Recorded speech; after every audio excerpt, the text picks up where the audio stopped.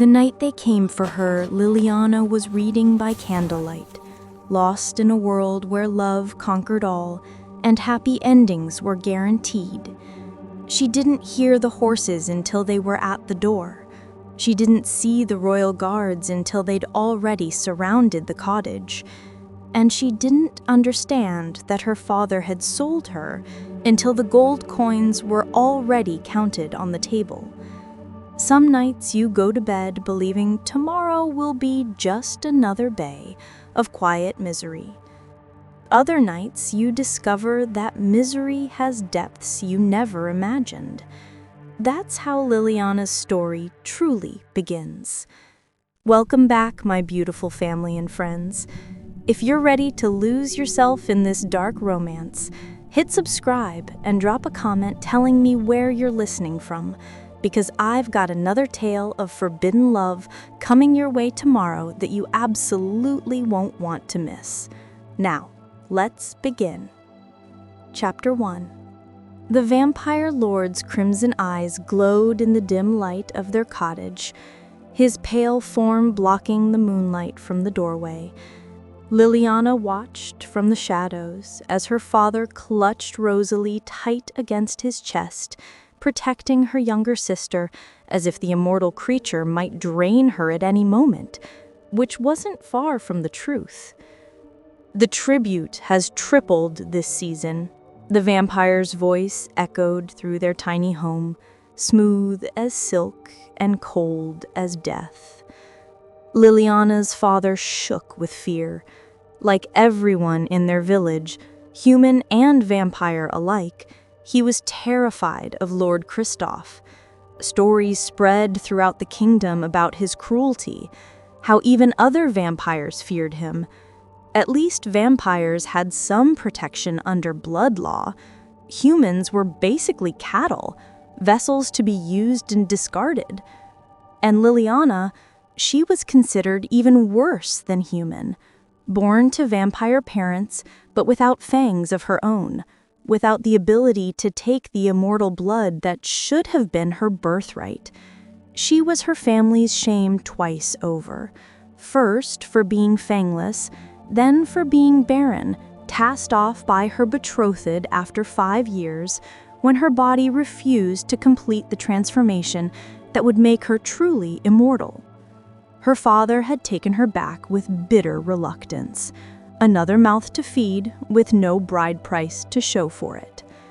The village whispered that her defects ran deeper than anyone had known. "My lord," her father's voice cracked, "we've had a poor harvest. If you could grant us more time." "You know the penalty for failing to pay."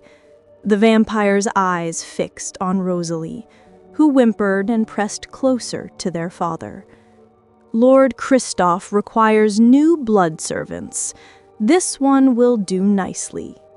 Liliana's body tensed. Everyone knew what happened to Lord Kristoff's blood servants. They disappeared into his dark castle and were never seen again, drained, discarded, or worse, turned into mindless thralls. "But she's promised to be bonded," their father protested. "She has strong blood. She'll bear powerful heirs for the coven." He stopped suddenly, and Liliana's heart sank as his gaze darted to where she stood in the shadows. "Take my eldest daughter instead." The vampire sneered. "You offer the lord a defective halfling?" "She's already proven useless for breeding. Her own betrothed rejected her. She's perfect for a blood servant, practically human already and barren besides. No loss to the coven." "No loss to the coven," the vampire repeated cruelly. "But then what gain to the lord?" "She tells stories," Rosalie blurted, then shrank back from the vampire's sharp glance. "Show him, Liliana." Her father grabbed her arm, shoving her to her knees. "Tell him yourself." Liliana lifted her head slowly. At least as a blood servant, she thought with bitter clarity. no one would expect her to bear children she could never give them. I would be honored to serve Lord Kristoff in any way he wishes, my lord. The vampire studied her for a long time. There was something calculating in his gaze that made her skin crawl. Finally, he nodded. Very well.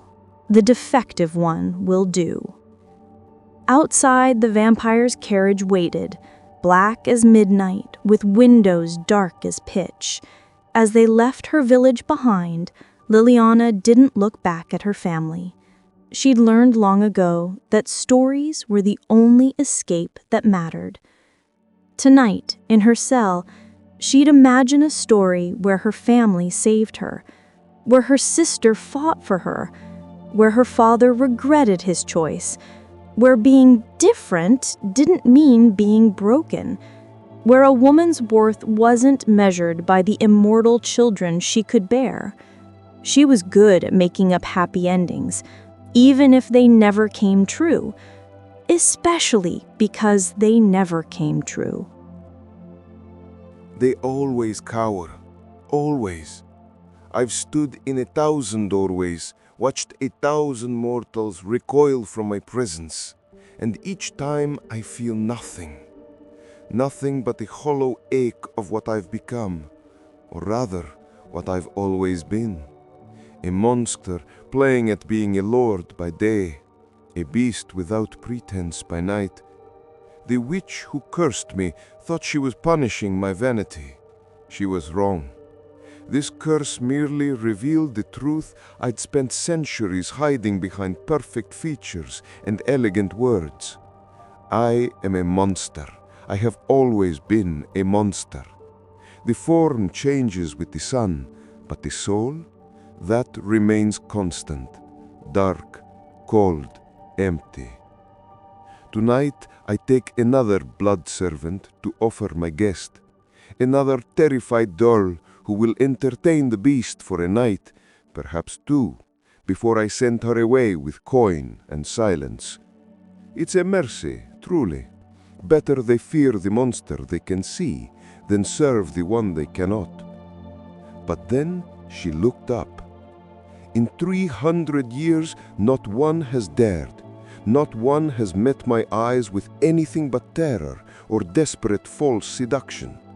But this girl, this defective, broken, cast-off creature, she looked at me with curiosity, as if I were a puzzle to solve rather than a predator to flee.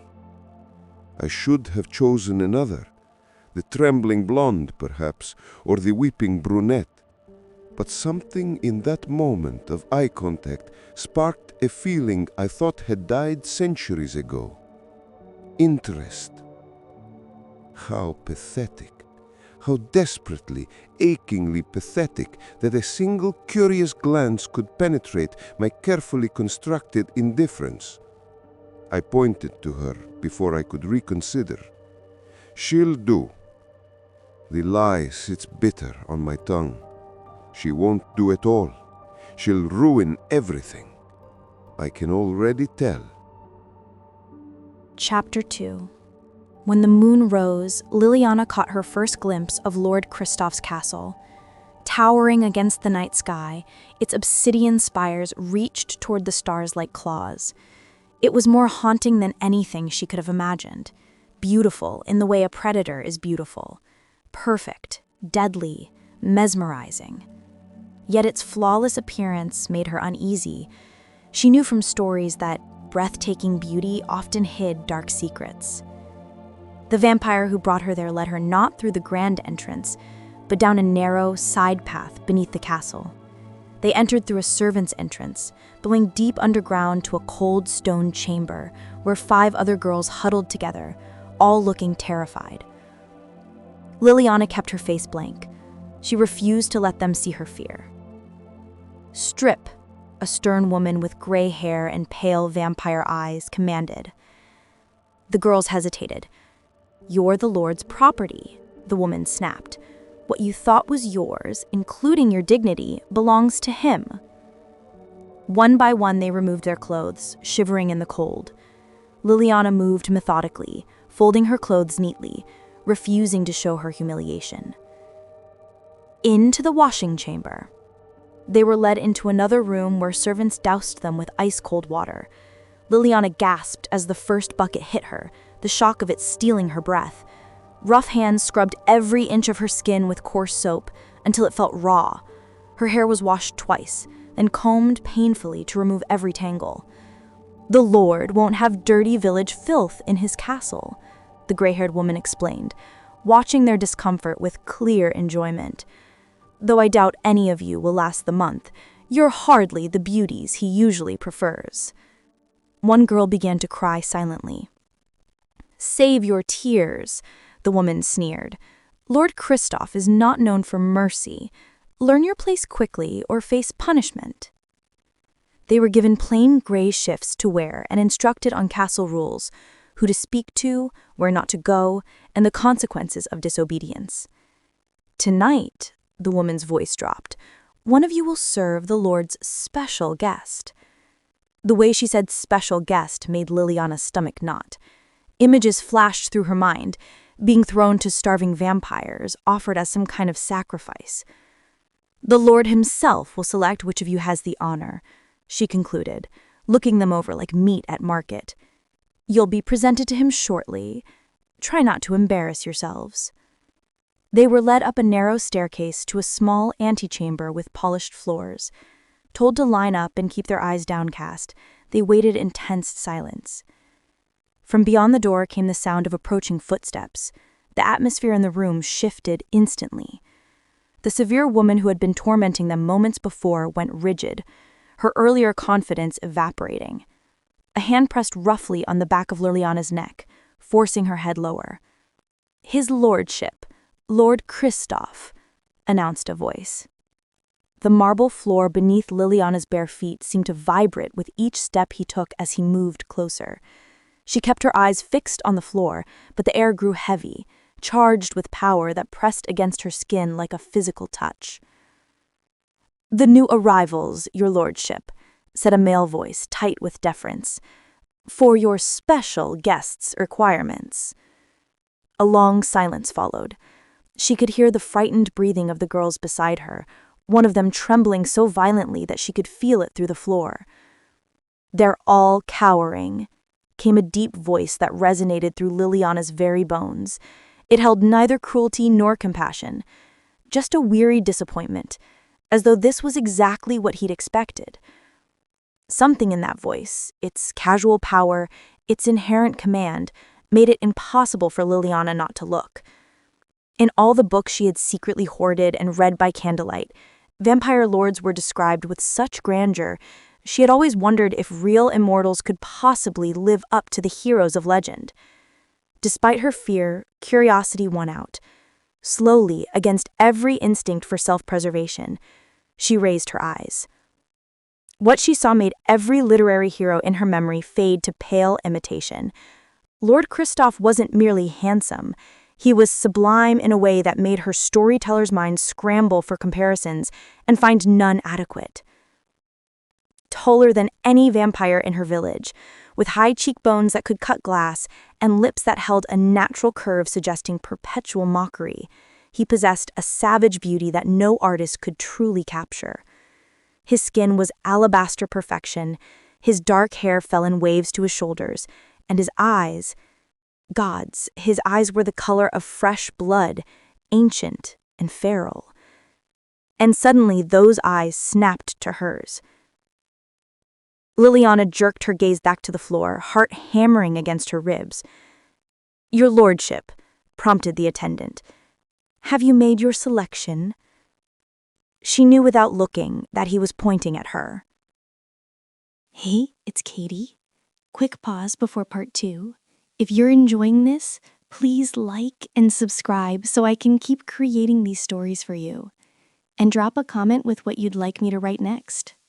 Now, let's continue. Chapter 3. Liliana stood before the massive oak door, her heart pounding. The air felt colder here, as if death itself clung to the stone. Torches flickered eerily, their flames bending away from the door like they were trying to escape. Next to her, the stern servant woman smirked, though her hands shook slightly. "Please the Lord's guest, however he desires," she whispered, "or tomorrow you'll face something far worse." Her voice faltered on the word guest. The guard at the door looked nervous too, his forehead slick with sweat despite the cold. When Liliana caught his eye, he looked away quickly, hand tightening on his sword.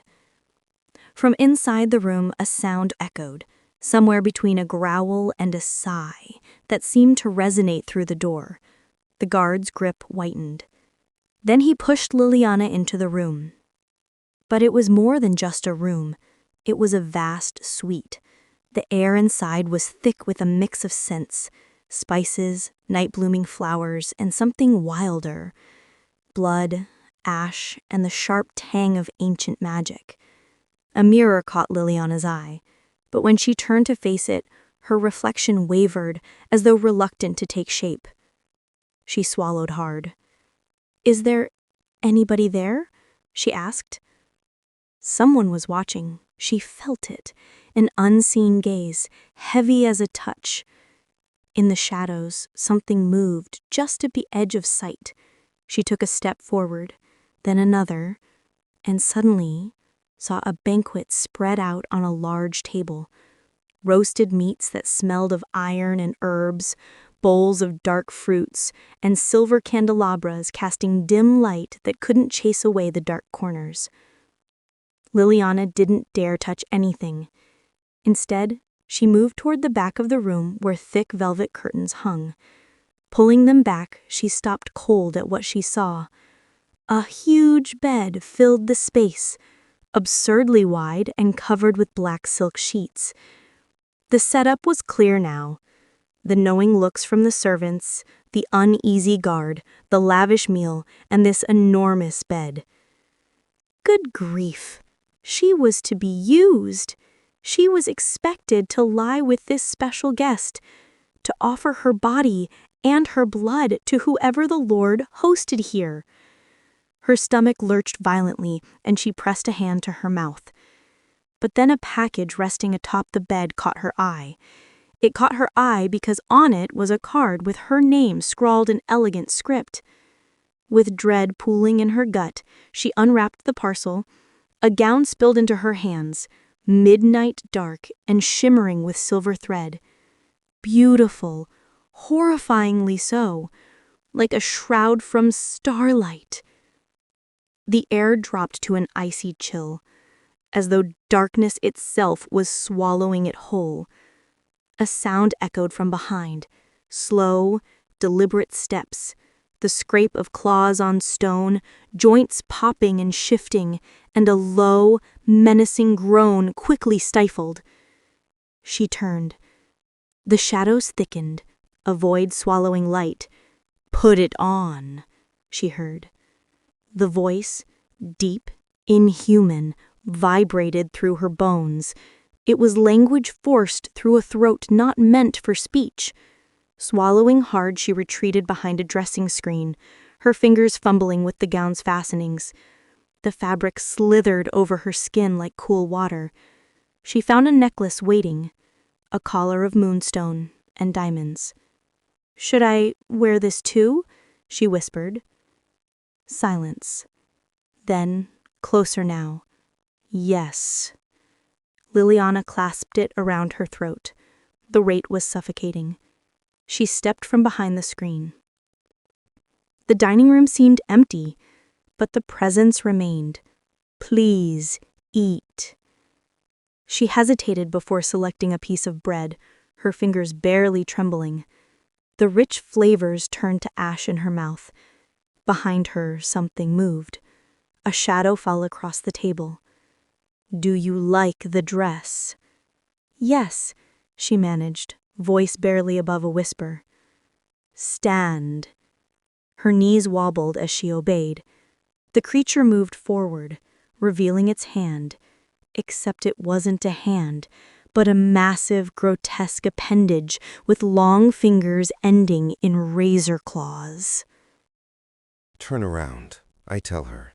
My voice comes out as a growl, harsh and guttural. Not the voice I once had, not the voice that spoke poetry and made court ladies blush. This voice belongs to the monster I've become. She obeys, slowly. I watch her shoulders tense, see the way her hands curl into fists at her sides. She's afraid. Of course she's afraid. Everyone is afraid. Her gaze travels upward, and upward, and upward still. I know what she sees. I've avoided mirrors for years, but I remember. The elongated face that no longer looks human, the fangs jutting from a jaw that barely functions properly, gray skin stretched over muscles that grew too large, too wrong, black scales where smooth flesh should be, and the wings, gods, the wings, tattered remnants of what the curse tried to make me, hanging useless from my back. I am grotesque. I am horror made flesh. I am everything nightmares are built from. I wait for the scream. I've heard it before from servants who stumbled upon me, from the few brides the Lord sent before her. The scream that confirms what I already know. I am too monstrous to be loved, too broken to be saved. Her lips part. Here it comes. Were you cursed? I stagger back as if she'd driven a blade into my chest.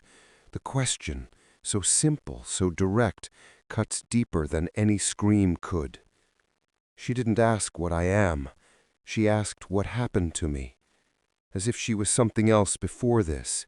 As if she can see past the horror to the man I used to be. I'm sorry, she says quickly, and I hear genuine regret in her voice. That was presumptuous. Presumptuous. She thinks she's been rude by implying I wasn't always a monster. No, my voice is quieter now. I can't bear to frighten her more than I already have. How did you know? She hesitates, and I find myself leaning forward despite myself, desperate to hear her answer, to understand how she looked at this twisted body and saw a curse instead of a creature. I've read many stories about curses, she begins, and then she's talking about fairy tales, about royals twisted by jealous witches, about me. She's describing me without knowing it. The prince I was before the witch's rage transformed me into this.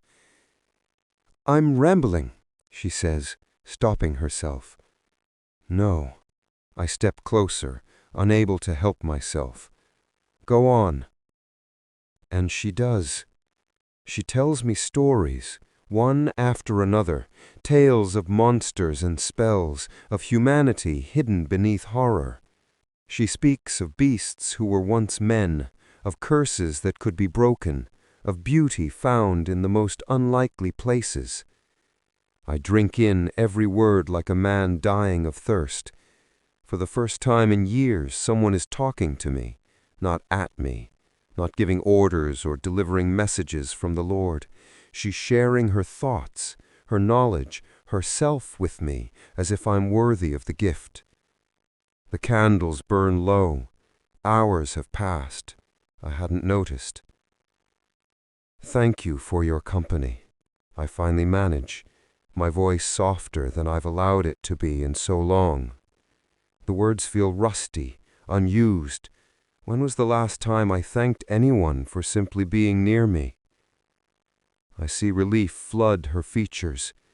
She survived the night, with me, using nothing but stories. The realization crashes through me. She could be the one to break this curse. The witch said it would take someone who could see past the monster, who could find the man beneath, someone who could love me despite what I've become. Then will you be my bride? The words escape before I can stop them, desperate and pleading beneath the growl. She freezes. I cannot. The rejection is a physical pain. Of course. Of course she cannot. Who could? I'm a fool for hoping, for thinking that a few hours of conversation could overcome this. I gesture at my twisted form even though she's not looking. Then I have no use for you. The words come out harsh, final. They have to be. If I let her hear the breaking in my voice, the devastation in my chest, I won't survive it. Better to seem cruel than pathetic. I rise to my full height, towering over her. I see the fear return in her eyes, and I hate myself for putting it there. But what choice do I have? She's rejected me. The curse will never break. I am doomed to remain this monster forever. Then she speaks, and the words make no sense at first.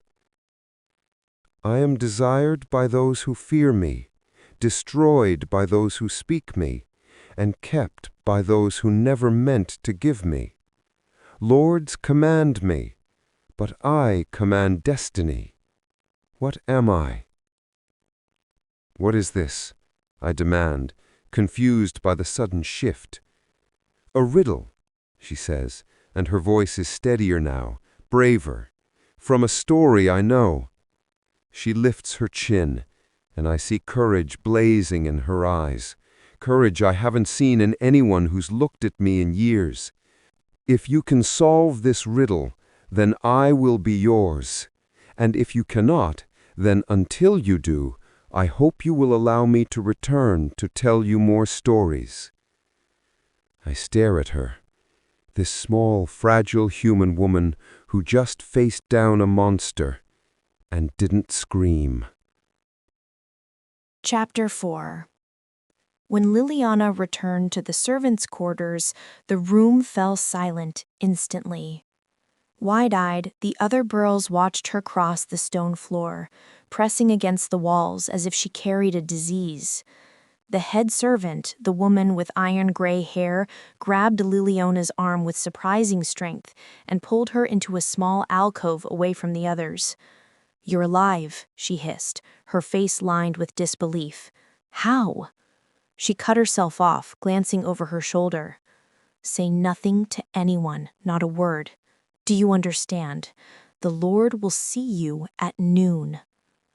Liliana nodded, noting how the woman's fingers trembled despite her stern demeanor. Her return had clearly shaken the castle's order. Sleep was elusive, her dreams haunted by crimson eyes and unanswered riddles. She was jolted awake by rough hands. The moon was already high. A guard stood over her, his face unreadable beneath his helmet. "The Lord demands your presence, now." She followed him through a labyrinth of corridors and up unfamiliar staircases to a private chamber.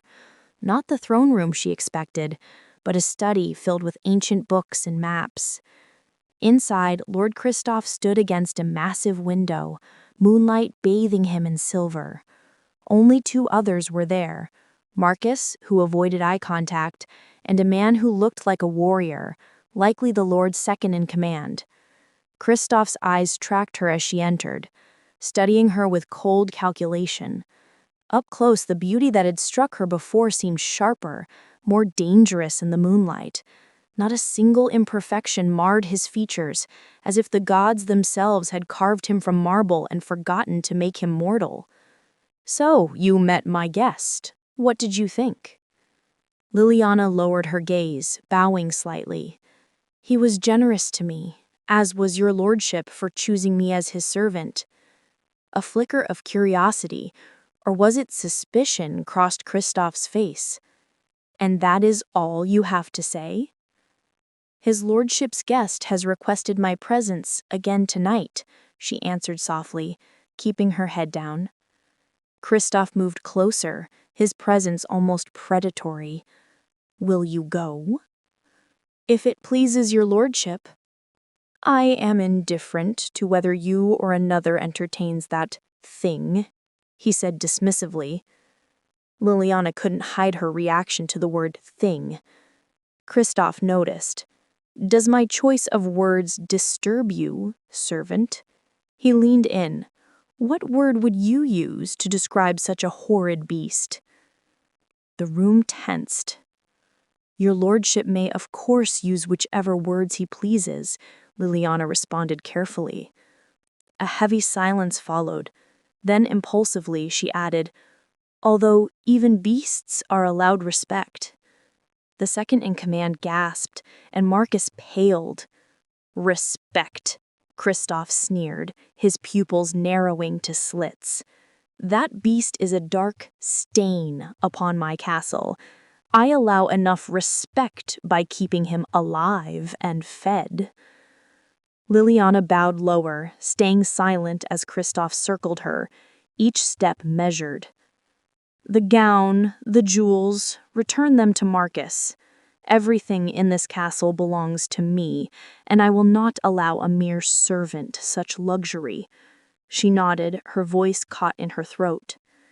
"And should you speak to anyone of the beast," he continued, his voice a threatening whisper, "I will know, and I will have you killed immediately. Do you understand?" "Yes, your lordship," she murmured, bowing again. He studied her a moment longer, then dismissed her with a wave. "Get her out of my sight." That night, as the castle fell into darkness and silence, Liliana was led once more towards the oak door. This time, the guard didn't meet her eyes at all. Chapter 5. Days melted into weeks as Liliana's life settled into a strange new rhythm. Nights were spent in the beast's chambers, and days were filled with the duties of a castle servant. Each evening followed the same pattern. A beautiful gown awaited her, a feast was laid out, and she told stories until the candles burned low. "What tale do you have for me tonight?" the beast would rumble, settling his massive form across from her. She would weave her stories, always careful to leave them unfinished. "And then?" he would press as she paused. "Tomorrow," she would promise, with a hint of a smile. By day, her life was altogether different. Though permitted to sleep later than the others, by noon she was on her knees scrubbing floors, her fingers raw from lye soap and cold water. "Missed a spot," Marcus would say, pointing to an invisible imperfection. "Start again." The other servants avoided her, their initial curiosity having curdled into something uglier. "Disease carrier," whispered a kitchen maid. "That's why she's still alive." "She thinks she's better than us now," an older servant muttered. "The Lord's whore," suggested another. Liliana bore their words in silence. Being alone was nothing new. She'd been isolated her entire life. Occasionally, she would encounter Lord Kristoff in the corridors. Sometimes he ignored her entirely. Other times, his perfect lips would curl in disgust. "Still alive, I see," he remarked once. "My guest must have peculiar tastes." The servants whispered about him constantly, their voices hushed and fearful. "He killed his own sire," an elderly gardener confided to another. "I heard it was his maker who died first," came the reply. More rumors circulated, of rivals who challenged him and were never seen again, of servants executed for trivial errors. True or not, fear of Lord Kristoff permeated every corner of the castle. Her days weren't pleasant, but her nights, Liliana grew to almost enjoy. Though after weeks of borrowed tales, her repertoire began to run thin. "I'm not sure I have a story tonight," she admitted one evening. The beast tilted his head. "You always have a story." Liliana hesitated. The books she'd read in her village had been very limited, her father disinclined to spend any money on more. "I could perhaps tell you one of mine," she suggested. "Yours?" The beast went still. That night began a transformation in their relationship. No longer was she merely reciting tales, she was creating them, and the beast was her first true audience. He questioned plot holes, debated character motivations, suggested unexpected twists. But why would the heroine trust him after he was so cruel to her? He challenged one night. Because sometimes we see beyond what others have done to who they truly are. The beast grew quiet at that. And you believe that? That people can change so fundamentally? I believe people can reveal who they were all along. Sometimes cruelty is just armor. His golden eyes studied her intently. You speak as if you know something of armor yourself. She did. The armor of indifference she'd worn when her betrothed cast her aside, the armor of resignation when her father offered her up like damaged goods. But she only smiled and continued her tale. Their conversations grew longer, deeper, stretching from sunset until the early hours before dawn. Sometimes she would catch herself laughing at his dry observations. Sometimes he would growl in pleasure at a particularly clever turn of phrase. One night, the beast surprised her. "I have something for you," he said, rising from his chair. He led her through a door she'd never noticed before, revealing a circular chamber, lined floor to ceiling with books. A writing desk sat by the window, stocked with fine parchment, quills, and ink. "A library?" Liliana breathed, turning in a slow circle. "For me?" "You mentioned your father wouldn't buy you books," the beast said, almost shy. "I thought perhaps you might like to read new stories, write your own." Tears pricked her eyes. No one had ever given her such a gift. "Thank you," she whispered. From that night forward, their discussions became even richer. She would read during the day when her duties allowed, and at night they would debate philosophy, dissect character arcs, argue over plot devices. "Your heroine is too forgiving," he said one evening, as she read from a story she'd written. "No one forgives so easily." "Perhaps she's learned that holding on to anger hurts her more than the person who wronged her," Liliana replied. "Or perhaps she's afraid of being alone again," he countered gently. She looked up, startled by his insight. "Maybe both." The beast leaned forward in his chair. "Tell me about her, about why forgiveness comes so easily to someone who's been hurt." Liliana set down her pages, her throat tight. She was cast aside by someone who was supposed to love her, told she was broken, worthless. When someone finally shows her kindness, she's terrified of losing it.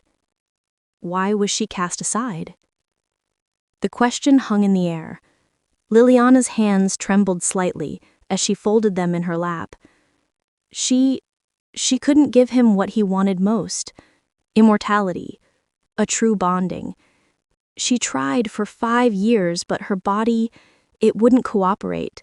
The transformation never took, so he called her defective and sent her back to her father like a broken tool. The beast's sharp intake of breath made her look up. His golden eyes blazed with something fierce and protective. "He was a fool," he said, his voice rough with emotion, "to cast aside someone so precious for something beyond her control." "Was he?" Liliana asked, tears threatening. "In our world, what is a woman who can't complete the transformation? What purpose does she serve?" "What purpose?" The beast rose, pacing to the window. "She tells stories that make the darkness bearable. She sees past monsters to the soul within. She brings light to places that have known only shadow."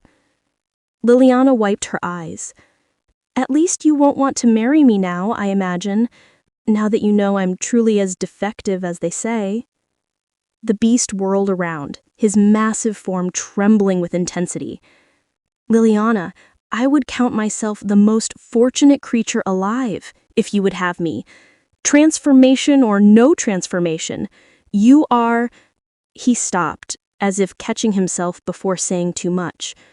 "You are worth more than a kingdom of vampire queens who possess everything but your gentle heart."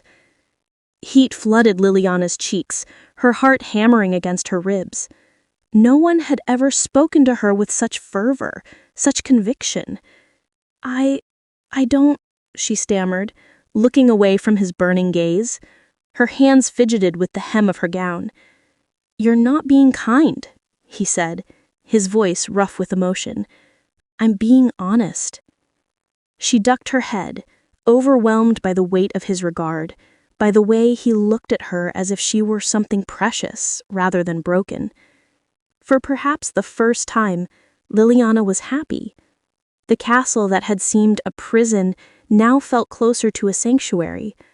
Only one shadow darkened her contentment, a question that came every night. "Will you be my bride?" And each night she'd reply, "I am desired by those who fear me, destroyed by those who speak me, and kept by those who never meant to give me. Lords command me, but I command destiny. What am I?" At first, she had feared the consequences of her subtle refusal. Now, what truly haunted her were those intelligent golden eyes flashing raw with anguish at her rejection. But when she'd imagined herself saying yes, entertained the thought because he was her dear friend, and no one but him had ever treated her so kindly, the thought of those massive, misshapen limbs entwining with hers in the marriage bed, those fangs at her throat, made her stomach heave with primal terror. "What am I?" she'd repeat. The beast would stay silent, and the next day, everything would start anew. I know what the riddle means.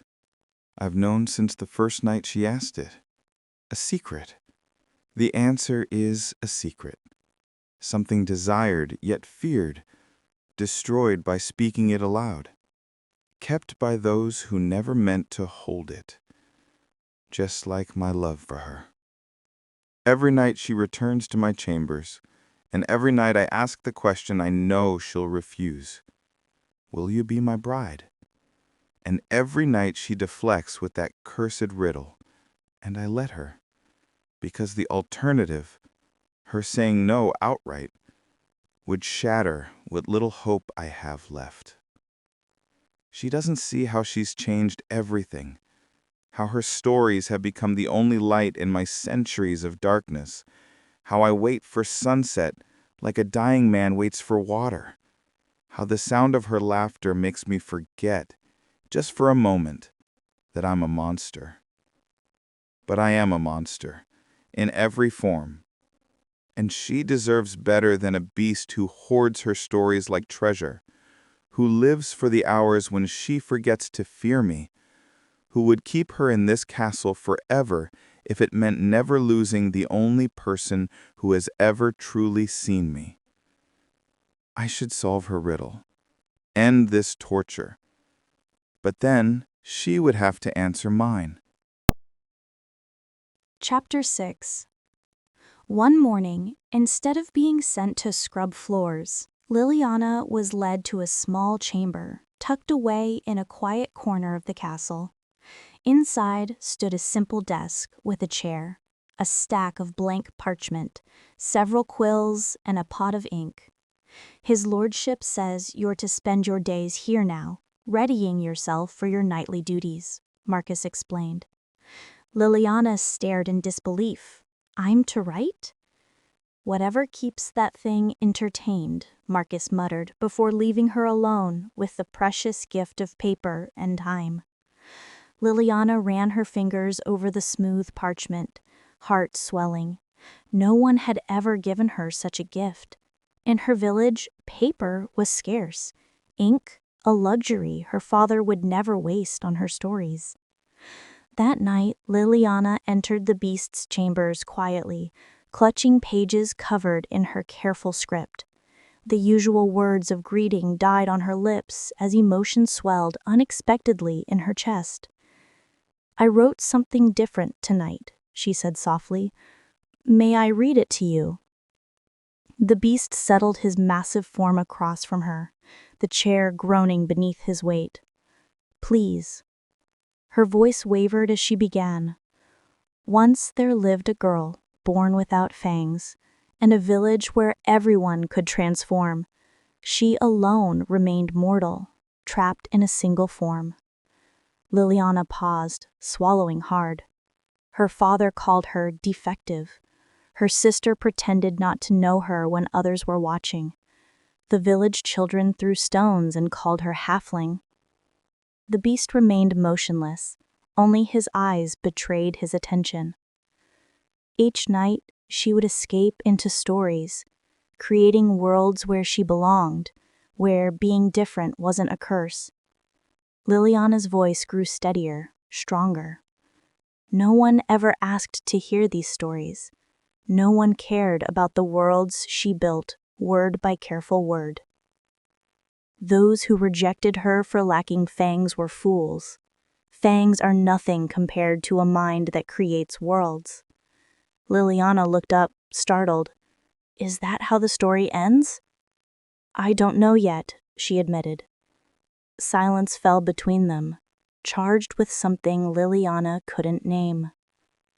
"Today, for the first time, someone gave my stories value. You asked the Lord, who clearly despises you, to give me time and space to write. No one has ever—" her voice broke. "No one has ever seen me before. Not until you." The beast's massive claws flexed and relaxed, as if he wished to reach for her, but dared not. "I see nothing but you, Liliana." The way he said her name sent a shiver down her spine. "Will you be my bride?" he asked, the familiar question laden with new weight. Liliana's breath caught. Her heart raced. The silence stretched between them, fragile. "Liliana?" the beast asked.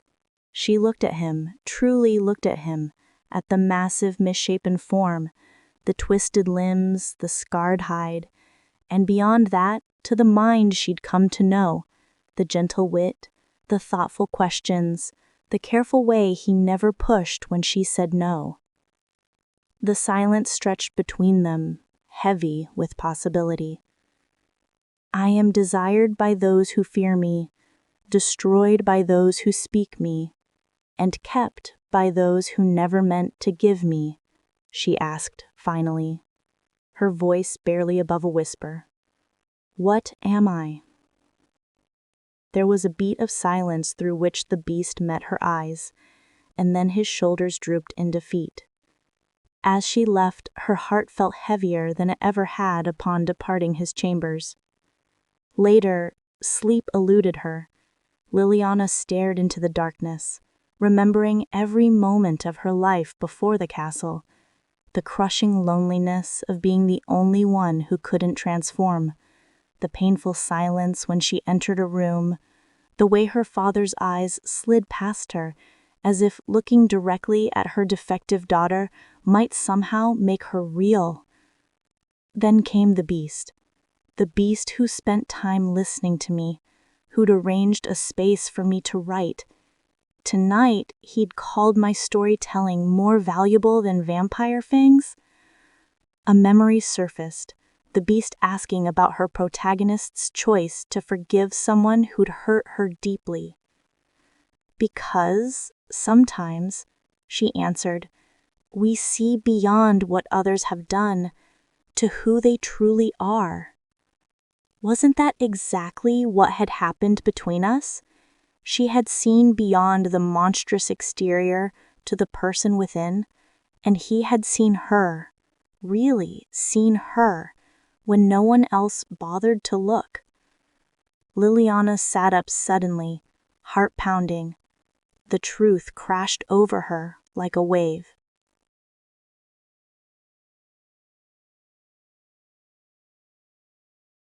She loved him.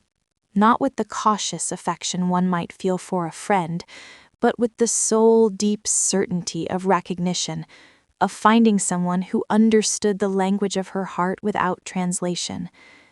She had to tell him, now, before the sun rose, before courage failed her, before another day passed without him knowing that his question, finally, had a different answer. The castle corridors were silent in the pre-dawn hours. When she reached the beast's chambers, the guard slumped against the wall, snoring softly. She slipped past him without difficulty. Inside, the first rays of dawn had just begun to filter through the heavy curtains. The beast lay asleep on his massive bed, and Liliana approached quietly, heart pounding. She would wake him, tell him yes, be his bride. But then the first ray of sunlight streaked across the bed, and suddenly the beast's body contorted. A groan escaped him, his limbs twisted, scales receded, bones cracked and reshaped. Liliana pressed a hand to her mouth.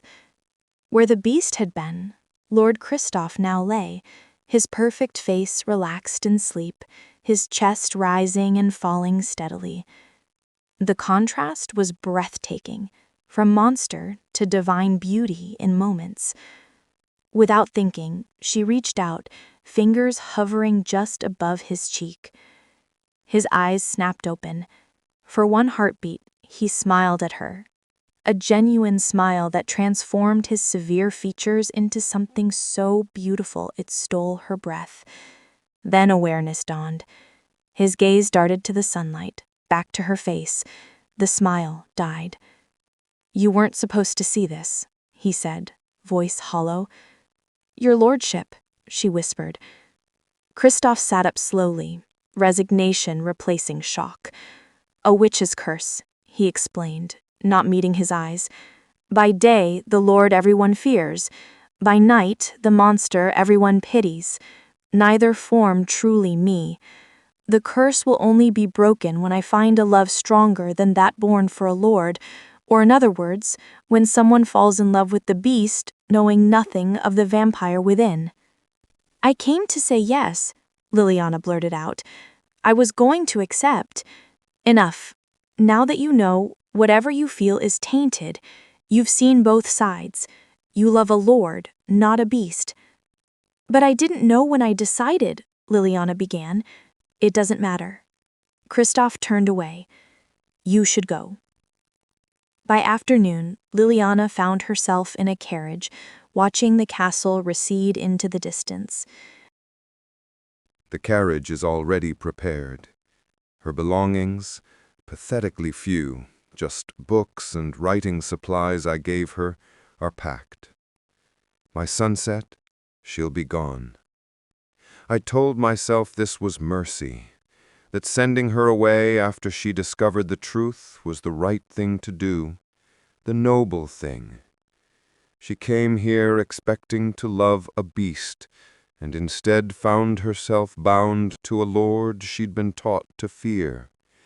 How could any feeling born from that confusion be real?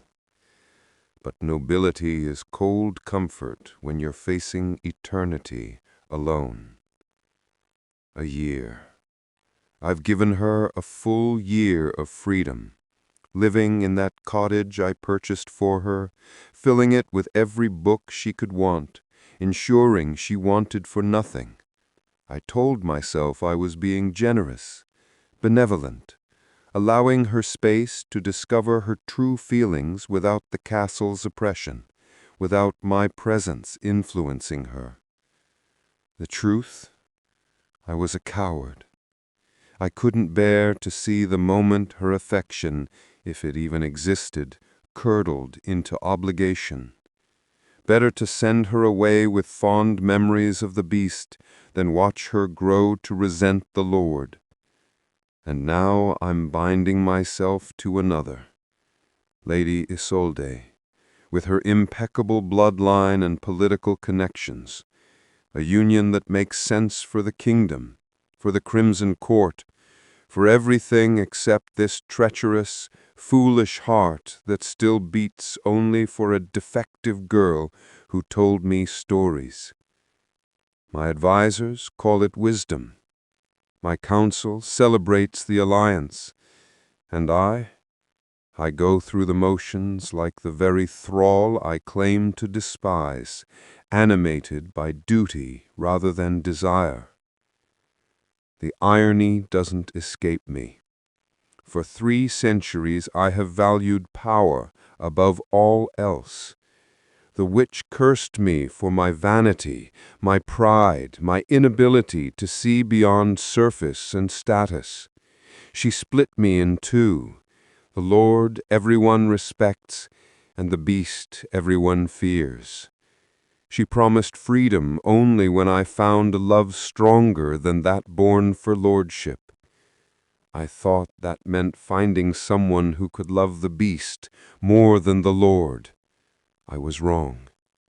It means loving someone else more than I love being Lord. And God's help me, I do. I love her more than this castle, more than my power, more than my pride. But I sent her away before I understood, before I realized that breaking the curse wasn't about her choosing the beast. It was about me choosing her over everything else. Now it's too late. The bonding ceremony is set. The entire kingdom will witness it. Lady Isolde expects to become my consort. Breaking the arrangement now would be a political catastrophe, an insult that could fracture the fragile peace I've spent decades building. So I'll stand at that altar. I'll speak the words. I'll bind myself to a woman I don't love, while the only woman I've ever loved watches from the crowd, if she even comes. And when the sun sets and I transform before the entire kingdom, revealing the monster I've always been, perhaps that public humiliation will be the punishment I deserve for being too much of a coward to fight for her when it mattered, for letting her go, for not solving her riddle and demanding she answer mine. A year passed in the cottage by the forest's edge. Seasons changed, flowers bloomed and withered, leaves fell and grew anew. Liliana had everything she had once dreamed of: a quiet room with east-facing windows, a writing desk, shelves lined with books, and misery, a constant hollow ache that no amount of written words could fill. She wrote prolifically, filling page after page with tales of cursed nobles, of misunderstood beasts, of love that transcended form. But each story remained incomplete, because without him to question her plots, to challenge her character motivations, or laugh at her unexpected twists, the words felt hollow. The village folk were kind enough, if distant. They called her the Lord's woman. Isolation was nothing new to Liliana, but this solitude cut deeper, for now she knew what it meant to be truly seen, truly heard, and then to lose it. The news came on a late summer's day, carried by the baker's wife as Liliana purchased her weekly bread. "You've heard, I suppose," the woman asked, eyes bright with gossip's gleam, "about the royal bonding." Liliana's heart stumbled. Bonding? Oh yes, Lord Christoph is to bond with the Lady Isolde of the Eastern Territories, a powerful alliance, they say. The ceremony will be held in the town square next week, a public spectacle so all might witness. The entire kingdom is invited. That night, Liliana stood before her mirror and made her decision. She would go, not to disrupt or plead, but simply to see him one last time. The morning of the bonding dawned clear and bright, as if the heavens themselves blessed the union. Liliana dressed carefully in her finest gown, simple by noble standards, but finer than anything she'd owned in her village life. By midday, the town square had transformed into a spectacle of immortal extravagance. Banners in crimson and silver hung from every building. Garlands of night-blooming flowers draped across makeshift pavilions. Guards in gleaming armor stood at attention, their expressions stern beneath their helmets. Liliana found a place along the edge of the crowd, half hidden behind a broad-shouldered farmer and his family. From here, she could see without being seen, or so she hoped. The assembled nobility arrived first, a parade of silks and jewels and carefully arranged smiles. Then came the bride's procession. Lady Isolde was everything Liliana was not. Tall, imperious, with the confident grace of one born to power. The crowd sighed in appreciation. Liliana's throat tightened. Of course he would choose such a mate. Beautiful, powerful, worthy of a vampire lord. Had the lady succeeded where she had failed? Had Isolde somehow broken the curse that bound him? The sun had not yet set. There was no way to know for certain. A hush fell over the square as the royal fanfare sounded. Lord Christoph appeared at the far end of the aisle that had been created through the crowd, resplendent in crimson and silver, his dark hair gleaming in the afternoon sun.